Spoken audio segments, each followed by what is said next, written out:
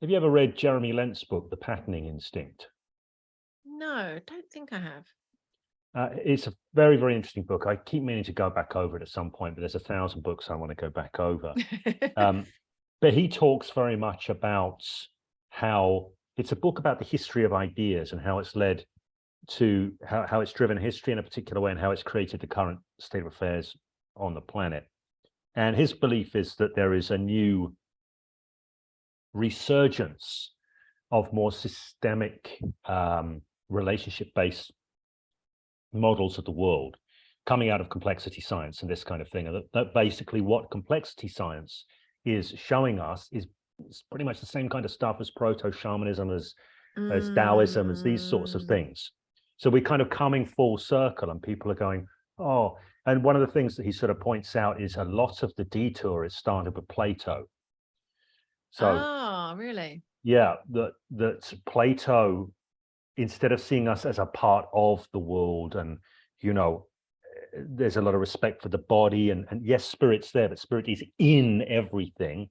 It's Mhm. not a separate from in some different realm up Mm. above.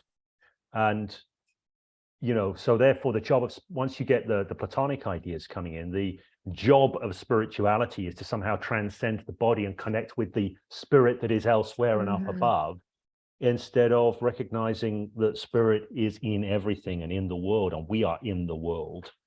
And the world Mhm. is very, very important under the animistic traditions or under Taoism. It's very, everything is important. But under the Platonic traditions, that's not so important. You know, the real stuff is Mm. something else, whether that's spirit that is up in heaven, you know, the kingdom of heaven being up there, you know, the Platonic ideals that are separate from physical reality. You know, the whole message of Plato's cave is really life Mm. as you know it isn't real life. It's like, well, hang on a second. So if the message is life as we know it isn't real life, we can start to perhaps become more casual towards that stuff and not have the reverence that perhaps somebody coming from an animistic Mm. background would have for their environment, for the relationships, for these sorts of things. So from Plato onwards, spirituality becomes a much more individualistic approach and much more about getting away from everyday life to some other place instead of Yes. being about finding our way into life in a more rich, full way. Mm.